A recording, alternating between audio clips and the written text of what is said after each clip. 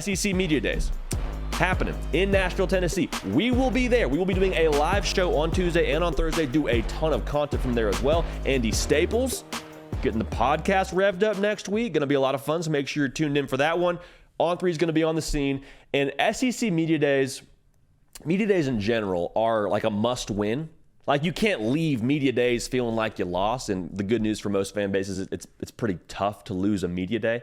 But let's take it a step further. What are some things that we should keep an eye out for, and some things that maybe we need to pay attention to, or that have our attention rather, as we get into SEC Media Days? So one of the things that I'm keeping an eye on here, a lot of talk about Alabama this offseason. And not the talk that you and I are really used to hearing about Alabama. Like, usually it's, well, is Saban going to win another national title and all that they got coming back, and Bryce Young and Will Anderson from last year? Like, that was kind of the conversation around Bama previously. This coming season, there's a whole lot of, well, has Bama fallen off? Is Bama still Bama? And I'm just so curious to see how Nick Saban handles those kind of questions. How does Nick Saban handle the underdog questions? And for me, the thing that I'm watching is, if Nick Saban seems like he's pretty calm and he's loose and he's having a good time and he's smiling, him and Feinbaum are chopping it up and there's not a whole lot of like tension. If it's a tensionless Nick Saban segment on Feinbaum and at SEC Media Days, I'm nervous for everybody else in the SEC. Because think about it this way. If you're at the poker table and you got a winning hand, and you know you got a winning hand, what do you not need to do? You don't need to, one, be overly emotional and be worried and be tight because you got a winning hand. Second thing you don't need to do, you don't need to explain yourself. You don't need to do a whole lot of talking. Because at some point in time, you're going to get to lay down that hand and show everybody, yeah, we're good, royal flush. Check us out. So if Nick Saban's sitting on a royal flush and he knows it, I don't know that we'll for sure know that from SEC Media Day, but I'm just curious to get a temperature for what his aura is like at SEC Media Day. Because I'll say this, a lot of the external is saying what we just said a second ago. Bama's down. What are they going to be this coming season? They're like in the 120s in returning production. Who knows who's playing quarterback, new coordinators. But if we see Nick Saban smiling and having a good time, I think that's a warning sign for the rest of the SEC. So that's something I'm watching for at SEC Media Day. Really quickly, make sure you're subscribed with us here. We talk ball every day. You love this game. We love this game. We're less than 50 days away from the games actually being played. We're at SEC Media Day next week. Want you locked in with us, so make sure you're subscribed. We're also on podcasts, Spotify, Apple, wherever you get them. Type in The Hard Count with JD Pickell. You'll find us. All right, so thank you so much in advance for that. Y'all have been crushing it on all platforms, so thank you for that. Now, we can't talk about SEC Media Days without talking about Lane Kiffin. And Lane Kiffin is so awesome because every time he touches a microphone, he has like that hold your breath factor. Like, oh, what's he going to say? Is he going to take a jab at somebody very subtly and tastefully? Is he going to say something that has, a quote, graphic kind of feel to it? And my question for SEC Media Day with Lane Kiffin is, who is about to get trolled? Because it's going to be somebody, right? Like, I think Lane Kiffin, he doesn't take it too seriously, and I love that about him. There's something very relatable at Lane Kiffin, as wild as it sounds, with him being an SEC head coach and making millions of dollars and us being the people here. Like, there's something about Lane Kiffin you can't help but just gravitate towards, which wasn't always the case with Lane Kiffin, to be real, but I think at Ole Miss, he's definitely hit his stride. And the thing that I'm curious about when it comes to who he trolls and what that whole troll looks like, as he's been known to do with social media and taking, playful jabs at different head coaches. There is no shortage of big matchups on Ole Miss's schedule. And if he were to troll, a Nick Saban, or if he were to troll a Kirby Smart or a Brian Kelly or Jimbo Fisher again, like, that would juice up that matchup just a little bit more. I mean, they got A&M at home. They got LSU at home. They're at Bama, at Auburn, at Georgia. There's no shortage of big games for Lane Kiffin and Ole Miss. And I'm just curious if we don't just sprinkle a little bit more juice, a little bit more headline sauce onto one of those games for Ole Miss and Lane Kiffin. But I'm excited to see it, man. Again, every time he touches the mic, dude is must-see TV. So if coaching at some point in time isn't his profession, I would love to tune into a Lane Kiffin podcast. So I'll leave that there. Now, Josh Heupel is another individual that we will get to hear from at SEC Media Day.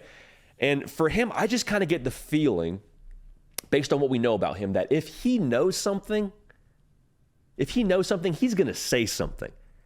And the reason why I say this is I rewind the tape back to right before the Orange Bowl. Tennessee's going in, no Hendon Hooker, playing against Clemson. All the buzz is on Clemson after they just put on a showing in the ACC title game, just throttled UNC. Cade Klubnik looked like the next Heisman Trophy winner. Like, there was a lot of buzz around Clemson. And Josh Heupel just was cool, calm, and collected, which isn't unusual for him. But the way that he spoke about Joe Milton before that game gave me supreme confidence Tennessee was about to do their thing and that Joe Milton was about to pop off. And so the way that he talks about Joe Milton at SEC Media Day, I think he has the opportunity to create some expectations. And I don't think Josh Heupel is going to write a check that Joe Milton can't cash. So what is the conversation for Josh Heupel around Joe Milton? Because before the Orange Bowl game, he essentially told us, and I'm paraphrasing here, he essentially told us, yeah, he's ready, he's prepared. Y'all are about to see tonight what Joe Milton's made of. Do we get that same kind of sentiment from him at SEC Media Day? I'm excited to see, because I think it would say a lot about how he feels about Joe Milton, and as a whole would tell us a lot about the direction of Joe Milton in this Hendon Hooker-sized shoes he's about to step into. So excited to watch that. Keep a pulse on that at SEC Media Day. Now, Jimbo Fisher, man. I love Jimbo Fisher, and some people are a little bit prickly towards him for this reason. I love it about him. He has no poker face. Like, you listen to his press conferences, and what you see is what you get. He's not trying to really hide anything. And if he is trying to hide anything, he's not really doing a great job at it. And the interesting thing about him is everything that's happened this past offseason with Texas A&M. They brought in Bobby Petrino to be the new OC. So my question with Jimbo Fisher and A&M is, what is the irritation level for him when it comes to answering those Bobby Petrino questions? Because we saw that press conference when Bobby Petrino got hired, and I know Jimbo Fisher is pretty quick to answer questions to begin with, and he's a little bit prickly to begin with in those kind of settings, but it was a whole new level watching that press conference and how he talked about Bobby Petrino and how he talked about, how they were going to divvy up the OC responsibilities. Did not seem happy. Did not seem like he was excited about the direction that train was heading.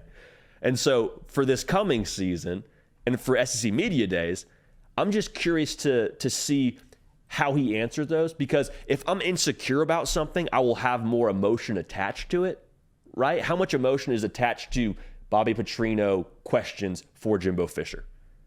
If Jimbo Fisher just seems pretty collected and he's answering those pretty directly and he's letting the reporter finish their question, I think that could tell us something. Now, we're extrapolating a lot from a press conference that we're going to get at SEC Media Day, but still, I think there's something to be learned about that session when we get Jimbo Fisher on at SEC Media Days. Last thing we got to talk about here, last thing I'm watching, among others, this is not an exhaustive list, but one thing I'm watching here is how Kirby Smart answers the questions he's going to get on the culture at Georgia. Now, for those of y'all that don't know, there has been several legal instances where the Georgia football team has had things that have come up in the news and things that have happened with them off the field. And some are relatively serious, some are, speeding. But for Georgia, there's going to be questions Kirby Smart has to answer, and rightfully so. I don't think we're going to get a lot from him. I don't think it's going to be a thing where Kirby Smart just peels back the curtain and shows us everything going on within the Georgia operation, because, quite frankly, good teams don't do that, and Georgia's a good team. But the reason why I want to get as much intel on this as possible is for Georgia, there's really two things that could stop them. The first is just a drastic, unforeseen drop-off in quarterback play. Like Carson Beck just is a version that none of us saw coming of a quarterback at Georgia. That's one thing. The second is just Georgia. Georgia can beat Georgia, and for my money, that's going to be one of their best opponents they play all season. And you would imagine off-the-field things happening for Georgia open the opportunity for distractions, for issues within the team, any number of things that you want to point to, you can point to with off-the-field distractions and that being a potential hindrance for Georgia. So with that being said, I don't know that we get a lot from Kirby Smart on that topic, but I'm just curious to hear how he answers those and how much he gets asked about that, because I think it could get pretty repetitive for him, to be real. Like, I think there's going to be multiple questions asked to him about this. So we'll see, man. I can't wait for SEC Media Day. We're going to be there live. So y'all make sure you're subscribed and tuned in. It's going to be a real good time. Hey, y'all. Thanks so much for watching. Subscribe to the channel here to make sure you don't miss an episode of The Hard Count. Also, be sure to check out other videos on the On3 YouTube channel.